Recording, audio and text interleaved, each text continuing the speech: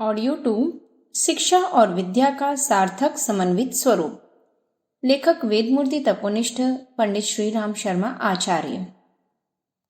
श्रेय उन प्राचीन गुरुकुलों को ही दिया जाना चाहिए और उनके आचार्यों को ही मिलना चाहिए कि जहाँ जिनके सानिध्य में रहकर मनुष्य न केवल आध्यात्मिक लक्ष्य की प्राप्ति के दार्शनिक और तात्विक ज्ञान से ओतप्रोत बनता था, वरन उनमें ऐसी शक्ति और प्रतिभा भी विकसित होती थी जो सारे समाज को ऊर्ध्वगामी बनाए रखने का आधार खड़ा करती थी। आज की टूटी फूटी लकीर में केवल शिक्षण की चिन्ह पूजा करने वाले विद्यालयों में छात्रों के स्तर, चारित्र्य और उनकी लक्ष्यहीनता को देखकर सहज ही अनुमान लगाया जा सकता है कि यह निरी विडंबना मात्र है। गुरुकुल के छात्रों में वह गंभीर शक्ति होती है जिसे आज का निर्बल और अशक्त छात्र वहन करने में शायद ही समर्थ हो सके। जिन्हें इस प्रकार के शिक्षण की एक किरण का भी अनुमान है, वे उसकी तेजस्विता और प्रखरता से अनभिज्ञ नहीं हो सकते। पाणिनि की तरह व्याकरण, पतंजलि की तरह योग, चरक और सुश्रुत की तरह औषधि शास्त्र, मनु और याज्ञवल्क्य के मानव आचार शास्त्रों में आत्यंतिक सूक्ष्म तत्व ज्ञान और बौद्धिक शक्तियों का अवतरण गुरुकुल पद्धति से प्राप्त विशेषताओं की ही परिणति है। गुरुकुलों में ही आरण्यक और उपनिषदों की रचना हुई, पुराण और उपपुराण लिखे गए। प्राचीन काल में भारतीय ज्ञान विज्ञान कितना विलक्षण और परिपूर्ण रहा है, उसकी कल्पना भी नहीं की जा सकती। बिंदु में सिंधु, राई में पर्वत, अणु में विभु, गागर में सागर का साक्षात्कार यदि किसी की समझ में न चढ़े, इसकी सत्यता में यदि किसी को संदेह हो, तो भी विवेकानंद के शब्दों में अतीत के गौरव को इन शब्दों में व्यक्त किया जा सकता है कि इतनी उच्च कल्पना भी संसार में कोई नहीं कर सका। हमने परमानंद को स्वर्ग से उतारकर अपनी जन्मभूमि में रख दिया। बड़े गर्व के साथ हम कह सकते हैं कि ईश्वर हमारा है, हमारे भारतवर्ष का है, और यह कहना कोई अतिरंजना नहीं है, वरन तादात्म्य की सही रूपरेखा है। इस देश के संकल्प बल के आगे देवता तो क्या, परमात्मा को भी नतमस्तक होना पड़ा है। गुरु के समीप रहकर जहाँ शिष्य इस तरह की ओजस्विता धारण करते थे, वहाँ गुरु विहीन पुरुषों की भत्सरना भी होती थी। निगूरा शब्द एक प्रकार की गाली समझी जाती थी। इसे एक प्रकार का सामाजिक अपराध समझा जाता था। इस अपराध से बचने के लिए माता पिता पहले ही यह व्यवस्था बना लेते थे कि बालक को किसी आचारवान, गुणवान और विद्वान गुरु के समीप उसके संरक्षण में भेजा जाए, ताकि बालक गुरु विहीन होने के अपराध से बच सके। उस समय दी जाने वाली शिक्षा का ज्ञान से पूर्ण संबंध था। व्यक्ति के अज्ञान किंवा अविद्या के नाश के अतिरिक्त उसके गुण, कर्म, स्वभाव, आचार, विचार, दृष्टिकोण, बल, विवेक, चातुर्य तथा शारीरिक एवं मानसिक स्वास्थ्य का विकास अर्थात मनुष्य के व्यक्तित्व का सर्वांगीण विकास ही शिक्षा का वास्तविक उद्देश्य है, और इसी उद्देश्य की पूर्ति के लिए तब की समुचित व्यवस्था की जाती थी। इस व्यवस्था द्वारा ज्ञानवान और बुद्धिमान आचार्यों के संपर्क में रहकर प्राचीन काल में यहाँ के नागरिकों ने जो सर्वांगपूर्ण शिक्षा प्राप्त की थी, इसी से वे अपने ज्ञान और संस्कृति को प्रकाशित रख सके, उसे गौरवास्पद बना सके। गुरुकुलों के रूप में पुनः वही प्रचलन आज के समय में भले ही संभव और व्यवहार्य न हो, परंतु उन विशेषताओं का समावेश तो किया ही जा सकता है। स्मरण रखा जाना चाहिए कि आज भी जहाँ यह पद्धति किसी न किसी रूप में विद्यमान है, चरित्रवान और ज्ञानवान आचार्य तथा जिज्ञासु और समर्पित शिष्य जहाँ अध्ययन करते हैं, भले ही उनकी संख्या सीमित हो, परंतु वे लोक जीवन में अपने ढंग से प्रकाश उत्पन्न कर रहे हैं। वर्तमान शिक्षा पद्धति के परिणामों की विवेचना करने पर यह सोचने के लिए बाध्य सा हो जाना पड़ता है कि आज की शिक्षा संस्थाएं जिस रूप में चल रही हैं, उससे क्या मानवीय जीवन की आवश्यकताएं पूरी होती हैं?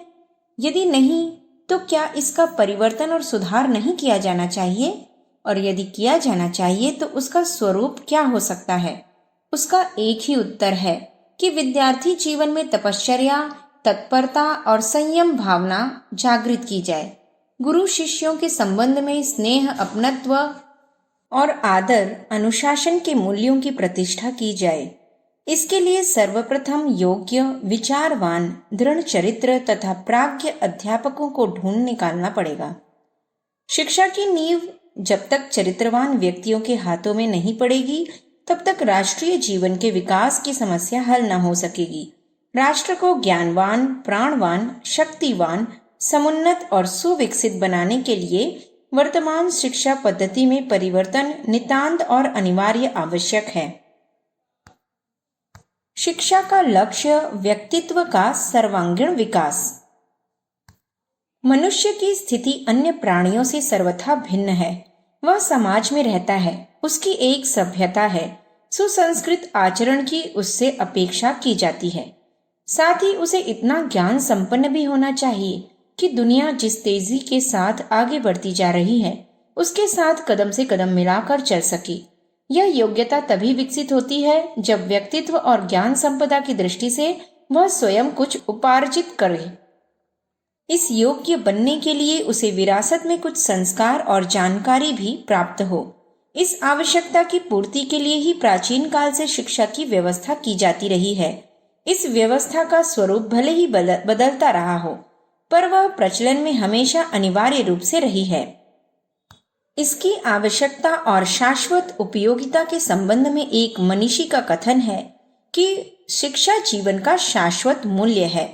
मानवीय चेतना जिन दो प्रकार के मूल्यों की परिधि में पल्लवित होती है, उनमें कुछ शाश्वत होते हैं और कुछ परिवर्तनशील। शिक्षा को जीवन का शाश्वत मूल्य कहा जा सकता है, क्योंकि कोई भी अज्ञानी अथवा अशिक्षित व्यक्ति अपने जीवन को विकासशील नहीं बना पाता। ज्ञान की अनिवार्यता हर युग में रही है, इसीलिए शिक्षा को हर युग में मूल्य एवं महत्व प्राप्त होता रहा है। शिक्षा का अर्थ केवल वस्तुओं या विभिन्न विषयों का ज्ञान मात्र नहीं है। यदि अर्थ को यहीं तक सीमित मान लिया जाए तो वह अज्ञान से कुछ ही अधिक हो सकता है और कई बार तो उससे भी अधिक भयावह परिणाम प्रस्तुत कर सकता है। ज्ञान की अथवा शिक्षा की सार्थकता वस्तुओं के ज्ञान के साथ साथ अनुपयोगी और उपयोगी का विश्लेषण करने तथा उनमें से अनुपयोगी को त्यागने एवं उपादेय को ग्रहण करने की दृष्टि का विकास भी होना चाहिए। तभी शिक्षा अपने संपूर्ण अर्थ को प्राप्त होती है।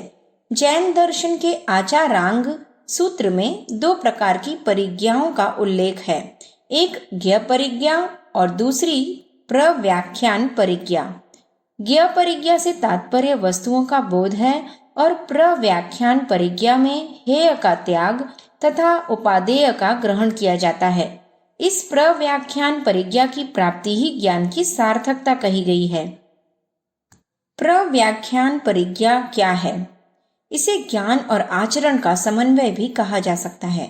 ज्ञान और आचरण में सामंजस्य उत्पन्न होने पर ही कोई व्यक्ति वास्तव में ज्ञानी, पंडित तथा शिक्षित कहा जा सकता है। ज्ञान और आचरण में सामंजस्य क्या है? व्यक्तित्व का समग्र विकास। ज्ञान वह है जो देय और उपादेय का विश्लेषण करे। दूसरे शब्दों में उसकी प्रतिक्रिया परिणति को विवेक भी कह सकते हैं और विवेक के प्रयोग से ही ज्ञान की सार्थकता है। अन्यथा ज्ञान की किताबी जानकारी का क्या महत्व?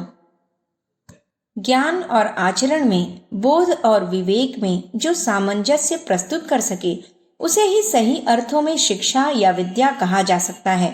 जब यह सामंजस्य स्थापित नहीं हो पाता तो शिक्षा अधूरी ही कही जाएगी और व्यक्तित्व भी अविकसित या एकांगी विकसित रह जाएगा। जब भी कभी या जिस किसी के भी साथ शिक्षा का इस सत्य से संबंध टूट जाता है तो विद्यार्थी प्रवंचनाओं का शिकार होता है, वह अपने जीवन लक्ष्य से विचलित होता है। आज के संबंध में देखें तो शिक्षा पद्धति इसी तरह की प्रवंचनाओं से पूर्ण है। छात्रों के सामने परीक्षा पास करने और डिग्री हासिल करने के अलावा कोई दूसरा लक्ष्य नहीं रहता। फलतः वह अपनी सभी प्रवृत्तियों का केंद्र परीक्षा पास करना बना लेता है और जब यही एकमात्र लक्ष्य रह जाता है तो व्यक्तित्व के अन्य पहलुओं पर स्वाभाविक ही विशेष ध्यान नहीं जाता, या यूं भी कह सकते हैं कि अन्य पक्ष गौण हो जाते हैं। इस स्थिति में जीवन विकास की आधारशिला नैतिक मूल्यों के प्रति निष्ठा की जड़ हिल जाना स्वाभाविक है। सर्वग्राही अनैतिकता के मूल में यदि शिक्षण पद्धति का यह दोष देखा जाए तो कोई अनुचित न होगा, और जब सारे समाज के लगभग सभी वर्ग नैतिक मूल्यों की अवहेलना कर अनैतिकता का वातावरण विनिर्मित कर रहे हों तो छात्रों में नैतिक मूल्यों के प्रति निष्ठा पर दोहरी चोट पड़ती है। एक तो शिक्षा पद्धति ही नैतिक आदर्शों के प्रति कोई आस्था नहीं जमाती, उन्हें नैतिक संस्कार नहीं देती। दूसरे, समाज का वातावरण भी वैसा कोई प्रभाव उत्पन्न करने में सक्षम न हो तो व्यक्तित्व की आधारशिला कहाँ से रखी जाएगी। विद्यार्थियों के मानस में जब अनैतिक मूल्य रसित होने लगते हैं तो वे परीक्षा में पास होने की बात हो या समाज के प्रति व्यवहार का विषय हो, नैतिक मूल्यों की उपेक्षा ही करेंगे। आए दिनों परीक्षा में नकल कर पास होने की साधारण घटनाओं से लेकर अनुचित साधन अपनाने के लिए आपराधिक स्तर की रीति नीति अपनाने तक की विविध घटनाएं प्रकाश में आती रहती हैं। इन दिनों यह प्रवृत्ति कुछ विशेष रूप से बढ़ी है। नकल कर पास होने की प्रवृत्ति को साधारण सा दोष या अपराध कहकर उसकी थोड़ी बहुत आलोचना करने के बाद चुप हो जाना पड़ता है। प्रश्न नकल करने या न करने का नहीं है, प्रश्न यह है कि साधारण सा दोष किस प्रवृत्ति का सूचक है। इस प्रवृत्ति को अनैतिकता की चिंगारी ही कहा जाना चाहिए, और चिंगारी चाहे कितनी ही छोटी क्यों न हो, समय पाकर वह भीषण अग्निकांड रचाकर रहती है। और यही हो रहा है। यदि उसका उपचार न किया जाए तो अनैतिकता की प्रवृत्ति आए दिन छात्रों द्वारा तोड़फोड़ तथा हिंसक घटनाओं के रूप में अपनी विभीषिका का परिचय देती रहती है। इस स्थिति के लिए विद्यार्थी इतने दोषी नहीं हैं जितनी की शिक्षा पद्धति। प्रचलित शिक्षण पद्धति छात्रों के सामने कोई ध्येय, कोई आदर्श उपस्थित नहीं कर पाती, या कहना चाहिए वह ध्येयहीनता के अंधकार में धकेलती है। तो उस स्थिति में जो ज्ञान जीवन को सुसज्जित और सुरभित बनाता है वह ज्ञान कहाँ उपलब्ध हो पाता है। कहा जा चुका है कि शिक्षा का मूल उद्देश्य व्यक्तित्व का समग्र विकास है। शिक्षा इसी उद्देश्य की ओर जरा भी उन्मुख हो तो ध्वंस की अपेक्षा सृजन की प्रेरणा ही जागेगी, और ध्वंस का आयोजन करना भी पड़े तो वह सृजन की पृष्ठभूमि निर्मित करने के लिए ही अनिवार्य होगा। ज्ञान की विवेक की प्रेरणा उन वस्तुओं, धारणाओं और संस्कारों को तोड़ने की है जो अपनी उपयोगिता खो चुके हैं और जिनको नष्ट किया जाना आवश्यक है, जिन्हें तोड़कर ही नया सृजन किया जा सकता है। लेकिन जिन विद्यार्थियों का ज्ञान मात्र रचनात्मक है, उससे आंतरिक विकास कैसे हो सकता है।